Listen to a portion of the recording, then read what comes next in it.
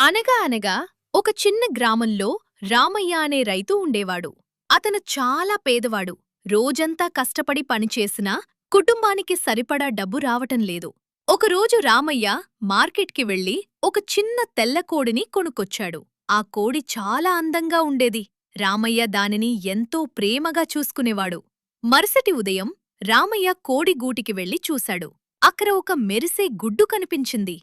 అరే, ఇది బంగారు గుడ్డా అని రామయ్య ఆశ్చర్యపోయాడు. అతను వెంటనే ఆ గుడ్డును పట్టణానికి తీసుకెళ్లి అమ్మాడు. అది నిజంగానే బంగారమే. రామయ్య ఆనందానికి అవధుల్లేకపోయాయి. ఆ డబ్బుతో మంచి ఆహారం కొనుగోలు చేశాడు. ఇంటిని బాగుచేశాడు. అలా ప్రతి ఉదయం ఆ కోడి ఒక బంగారు గుడ్డు పెట్టేది. రోజురోజుకీ రామయ్య ధనవంతుడయ్యాడు.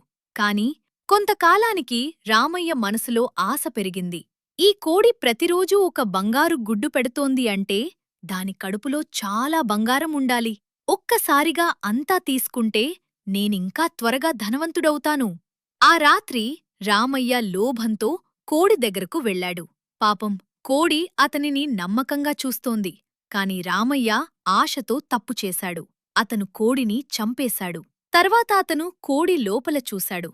కాని అందులో బంగారం లేదు, గుడ్లు లేవు, ఏమీ లేదు. అప్పుడు రామయ్య తన తప్పు తెలుసుకున్నాడు. అయ్యో, నేను ఆశపడకపోతే ప్రతిరోజూ బంగారు గుడ్లు వచ్చేవి. ఇప్పుడన్నీ పోయాయి. ఆ రోజునుంచి రామయ్య మళ్ళీ పేదవాడయ్యాడు. పిల్లలు, ఈ కథ మనకు చెప్పే నీతి ఏమిటంటే, అత్యాశ మనిషిని నాశనం చేస్తుంది. సహనం మరియు సంతృప్తి ఉంటేనే నిజమైన ఆనందం వస్తుంది.